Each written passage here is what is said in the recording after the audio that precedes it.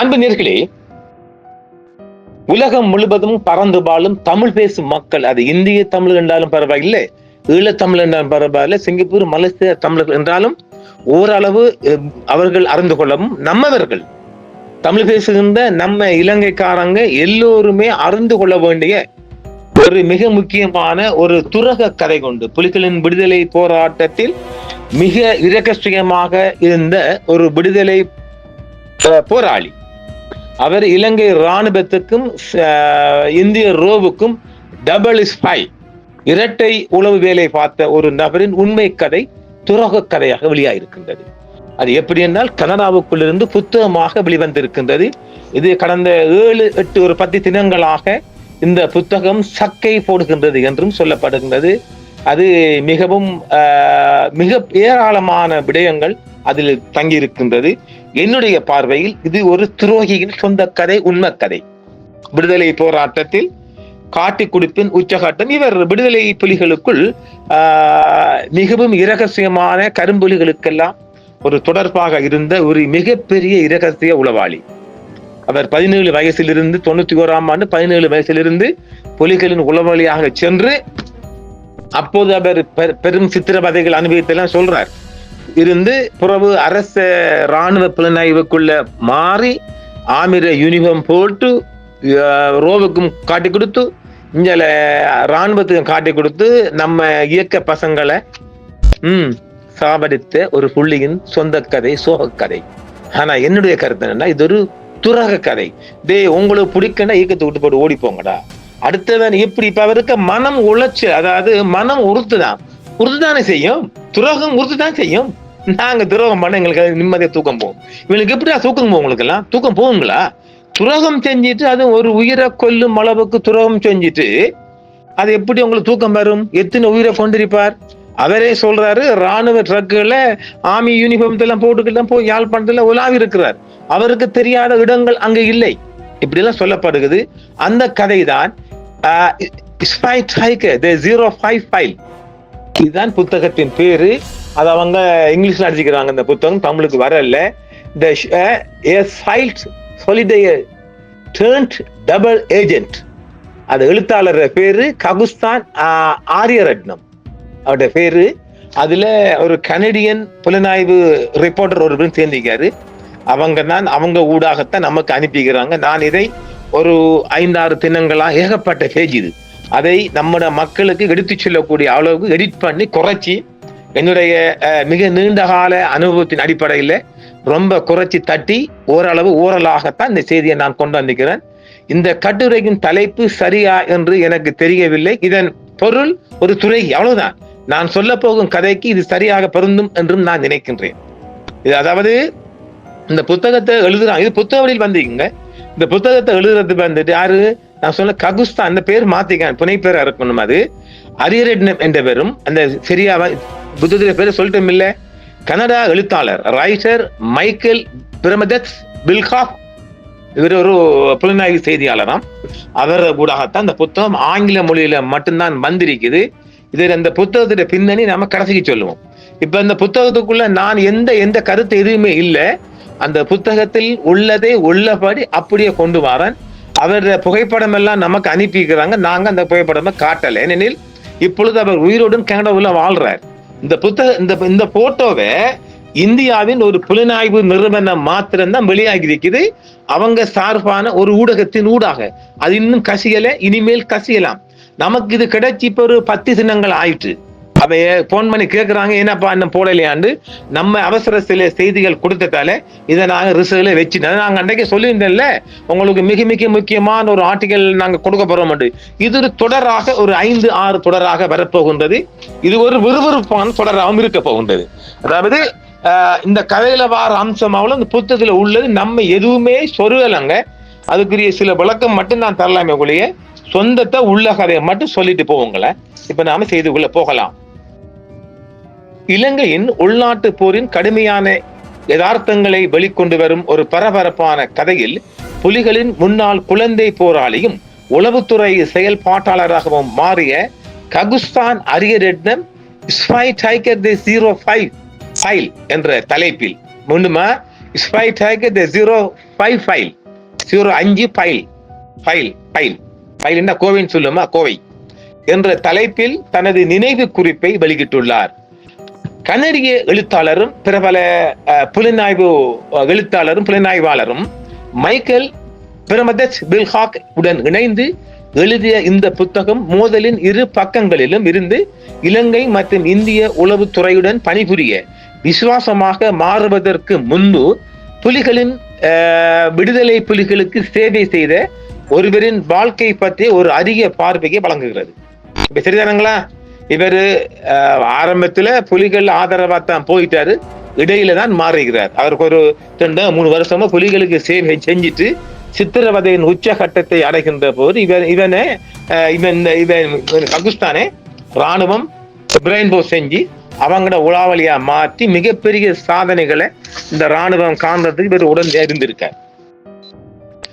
அதே தண்டத்தின் கதை யாழ்ப்பாணத்தில் உள்ள கொக்குவில் இந்து கல்லூரியில் வகுப்பறையில் தொடங்குகிறது. அங்கு 17 வயதில் அவரது வாழ்க்கை திடீரென திசை திருப்பப்பட்டது. 1991 ஆண்டு ஒரு நாள் நான் எனது உயர்நிலை கணித தேர்வுக்கு தயாராகி கொண்டிருந்த போது, வேறு மெட்ஸ் எல்லாம் படிச்சிருக்கேன் பையனா, கடிகாரன் தான், மெட்ஸ்காரன் இல்லையா, தயாராகி கொண்டிருந்த போது புலிகளின் முகாமுக்கு அழைத்து செல்லப்பட்ட 20 மாணவர்களில் நானும் ஒருவன் என்று அவர் நினைவு கூர்ந்தார். வலுக்கட்டாயமாக 20 மாணவர்களும் அழைத்து செல்லப்பட்டவர், அதில் நானும் ஒருவன் என்று அவர் பதிவு செஞ்சிருக்கிறார். இந்த நினைவு குறிப்பு ஸ்பை டைகர் என்ற குறியீட்டு பெயரில் அரியரிடம் போரின் தார்மீக மற்றும் நெறிமுறை புதைக்குழிகளை கடந்து சென்ற உளவுத்துறையின் சிக்கலான உலகத்தை ஆராய்கிறது. ஒரு குழந்தை சிப்பாயிலிருந்து ஒரு உளவுத்துறை முகவராக அவர் மாறியது வெறும் உயிர் வாழ்வின் கதை மட்டுமல்ல, அவர் எதிர்கொண்ட ஆழமான உளவியல், மன உளைச்சல் மற்றும் நெறிமுறை சவால்களையும் பற்றியதாக அமைகின்றது.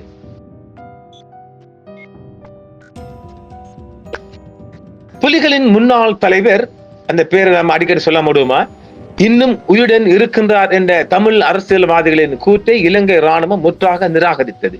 புத்தகத்துல வாரதா நான் சொல்ல வேண்டும். இந்திய உளவுத்துறை மாஸ்டர் பி ராமனை அரியரிடம் ஒப்புக்கொண்டது புத்தகத்தின் முக்கிய அம்சமாகும். அவர் தனது உயிரை காப்பாற்றியதாக கருதுகிறார். இலங்கையில் பயங்கரவாதம் மற்றும் திகிலிலிருந்து என் உயிரை காப்பாற்ற ராமன் நிழலில் இருந்து வெளியே வந்தார் என்று அரியரட்னம் எழுதுகிறார். ராமனிடமிருந்து பெற்ற பாதுகாப்பு மற்றும் வழிகாட்டுதலுக்கு நன்றி தெரிவிக்கிறார். அவர் அமைதியான பாதுகாவலர் என்று விவரிக்கிறார். ஸ்பை டைகர் த 05 ஆவணம் ஃபைல் கோவை ஃபைல் அரியரட்டின் தனிப்பட்ட பயணத்தை விவரிப்பது மட்டுமல்லாமல் இலங்கை உள்நாட்டு போரின் பரந்த தாக்கங்கள், குழந்தை வீரர்களின் பங்கு மற்றும் பெரும்பாலும் பொதுமக்களால் காணப்படாத உளவுத்துறையின் நுணுக்கங்கள் குறித்தும் வெளிச்சம் போட்டு காட்டுகிறது. இப்ப சரிதானே? இதுவரையும் வெளிவராத தகவல்கள் எந்த ஊடகத்துக்கும் வரல. முதலாக நாம் தமிழுக்கு அரங்கேற்றுகின்றோம். அதை நமக்கு தந்த நண்பருக்கும், கனடாவில் தந்த நண்பருக்கும் மிகப்பெரிய நன்றிகளை நாங்கள் சமர்ப்பிப்போம். 1992 ஆண்டிலிருந்து 95க்கு இடையில் இந்திய பிரதமர் ராஜீவ் காந்தி ஒரு தமிழ் புலிப்பெண் தற்கொலை குண்டுசாரியால் படுகொலை செய்யப்பட்டதை தொடர்ந்து விடுதலை புலிகளின் உச்ச தலைவர் வேலுப்பிள்ளை பிரபாகரனை ஒழிக்க இந்தியாவின் ஆராய்ச்சி மற்றும் பகுப்பாய்வு பிரிவு விடுதலை புலிகளுக்குள் ஒரு ரகசிய நடவடிக்கையில் ஈடுபட்டதாகவும் அவர் தனது புத்தகத்தில் பதிவு செய்திருக்கின்றார். கனடிய பாதுகாப்பு புலனாய்வு சேவை மற்றும் ராயல் கனடியன் மவுண்டன்ட் போலீஸ் RCMP கனடிய பாதுகாப்பு புலனாய்வு சேவை மற்றும் ராயல் கனடியன் மவுண்டன்ட் போலீஸ் உடன் அவர் எவ்வாறு பணியாற்ற என்பதையும் அவர் விவரித்தார். அதாவது இப்ப இவரை இதுக்குள்ள செய்திக்குள்ள நான் புறவு தேடிக்கொண்டதா, அதாவது இந்த ககுஸ்தான் ஆரியரிடம் இருக்காரு இல்லையா, அவரு கனடாக்குள்ள போன உடனே அங்க உள்ள ஒரு மிக முக்கியமான ஒரு நாட்டு ஆதரவுடன் இவரு கனடிய புலனாய்வுக்குள்ள சேவையாற்ற எதுக்கு போறார்? இந்த சன்சின் கப்பல் போயிட்டு இல்ல, நமக்கு நிறைய பேரு காட்டி கொடுத்த போட்டு கொடுத்து சொல்றாங்க, என்ன புத்தகத்தை சொல்லிக்குங்க நிறைய. நமக்கும் அந்த தகவலும் கனடாக்குள்ள இருந்து எமது நண்பர்கள் மூலம் கிடைக்கப்பட்ட தகவலை தான் நான் அந்த சன்சி கப்பல் பற்றி தொடராக 4 தந்தேன். அப்ப இவர் அந்த சன்சியில போன கரும்புலிகளை காட்டி கொடுக்கத்தான் இவர் கனேடியன் புலனாய்வு சேவைக்குள்ள போய் நுழைந்தார் இந்த ககுஸ்தான் ஆரியரட்னம். அதையும் பற்றி சொல்லியிருக்காரு. நாங்க நிறைய விடயங்களை மறைச்சுப்பட்டு தான் கொண்டு வரேன். யாழ்ப்பாணத்தில் உள்ள கொக்கிவில் இந்து கல்லூரியின் வகுப்பறையில் அரியரட்னத்தின் கதை தொடங்குகிறது. அங்கு அவரது வாழ்க்கை திடீரென திசை திருப்பப்பட்டது. 91ஆம் ஆண்டு ஒரு நாள் நான் எனது உயர்நிலை கணித தேர்வுக்கு தயாராகிக் கொண்டிருந்த போது புலிகளின் முகாமுக்கு அழைத்து செல்லப்பட்ட 20 மாணவர்கள் நானும் ஒருவன் என்றும் அவர் மீண்டும் அதை நினைவு கொண்டு 2ஆம் கட்டமாக சொல்லுகின்றார். ஸ்பைட் டைகர் என்ற குறியீட்டு பெயரில் அரியரட்னம் போரின் தார்மீக மற்றும் நெறிமுறை புதைகுழிகளை கடந்து சென்ற உளவுத்துறையின் சிக்கலான உலகத்தை இந்த நினைவு குறிப்பு ஆராய்கிறது. ஒரு குழந்தை சிப்பாயிலிருந்து ஒரு உளவுத்துறை முகவராக அவர் மாறியிருப்பது வெறும் உயிர் வாழ்வின் கதை மட்டுமல்ல, அவர் எதிர்கொண்ட ஆழமான உளவியல் மற்றும் நெறிமுறை சவால்களின் கதையும் கூட அடங்குவதாகவும் எழுதப்பட்டிருக்கிறது. இந்த புத்தகத்தின் ஒரு முக்கிய அம்சம் என்னவென்றால், இந்திய உளவாளி பி ராமனை அரியரட்னம் கொள்வது அவரை அவர் தனது உயிரை காப்பாற்றியதாக கருதுகிறார். இலங்கையில் பயங்கரவாதம் மற்றும் திகில் என் உயிரை காப்பாற்ற ராமன் நிழலில் இருந்து வெளியேறினார் அன்று அரியரட்னம் என்று அரியரட்னம் எழுதுகிறார். அமைதியான பாதுகாவலர் என்று அவர் விவரிக்கும் ராமனிடமிருந்து பெற்ற பாதுகாப்பு மற்றும் வழிகாட்டுதலுக்கு நன்றியும் தெரிவிக்கின்றார் Kakusthan Ariyaratnam. Spite tiger the zero file அரியரட்னத்தின் தனிப்பட்ட பயணத்தை மட்டுமல்ல, இலங்கை உள்நாட்டு போரின் பரந்த தாக்கங்கள், குழந்தை வீரர்களின் பங்கு மற்றும் பெரும்பாலும் பொதுமக்களால் காணப்படாத உளவுத்துறையின் நுணுக்கங்கள் குறித்தும் வெளிச்சம் போட்டு காட்டுகின்றார். இந்திய பிரதமர் ராஜீவ்காந்தி ஒரு தமிழ் புலிப்பெண் தற்கொலை குண்டுதாரியால் படுகொலை செய்யப்பட்டதை தொடர்ந்து 92 to 95க்கு இடையில் இந்தியாவின் ரோ புலிகளுக்குள் ஒரு ரகசிய நடவடிக்கையில் ஈடுபட்டதாகவும் அவர் பதிவு செய்திருக்கிறார். கனடிய பாதுகாப்பு புலனாய்வு சேவை மற்றும் ராயல் கனடியன் மவுண்டன் போலீஸ் உடன் இணைந்து அவர் எவ்வாறு பணியாற்றினார் என்பதையும் இங்கு அவர் பதிவு செய்திருக்கின்றார். ஆக spite tiger the zero file என்ற இந்த புத்தகத்தின் தலைப்பு சிங்களத்தில் மொழிபெயர்க்கப்படும் போது ஒரு பேட்டியும் வழங்கப்பட்டிருக்கான். நாம் இன்னும் பார்க்கல, சிங்களத்திலையும் வரப்போகுதான். இந்த புத்தகம் தற்பொழுது கனடிய டாலரில் $23 விற்கப்படுகின்றது. இலங்கைக்குள் யார் யார் வைத்தாங்களோ தெரியல. $23 கட்டினா தான் நாங்க அமேசான்ல இருந்து எடுக்கிறாங்க. நம்ம நாட்டுக்குள்ள இன்னும் வரல, இனிமேல் வந்தா பார்ப்போம். எனக்கு யாராவது ஒன்று கொடுத்தாலும் புத்தகத்தை முழுசா போட்டு காட்டுறேன் பாருங்க. அந்த கனடியன் இன்வெஸ்டிகேஷன் ரிப்போர்ட்டரையும் பாருங்க. ககுஸ்தானை மட்டும் நம்ம நிறுவனம், எனக்கு அதெல்லாம் தெரியாது, நம்ம நிறுவனம் அவர் மூஞ்ச மறைக்க சொல்லிட்டார், மறைச்சு கொண்டு காராங்க. இது பாருங்க, இது முன்னாள் புலியான ககுஸ்தான் ஆரியரட்னம் மைக்கேல் பிரம்துலிக்பாக் என்ற கனடிய பத்திரிகையாளர் இழந்து வெளிய புத்தகமாகவே சொல்லப்படுகின்றது. இந்த புத்தகம் ஒரு மிக வெளிவராத மிகப்பெரிய இரகசியங்களை வெளியாக்குகிற புத்தகமாக பார்க்கப்படுது. இது எமது தமிழ் மக்கள் மத்தியில் ஒரு பரபரப்பான புத்தகமாகவே இது பார்க்கப்படும் என்று சொல்லப்படுகின்றது.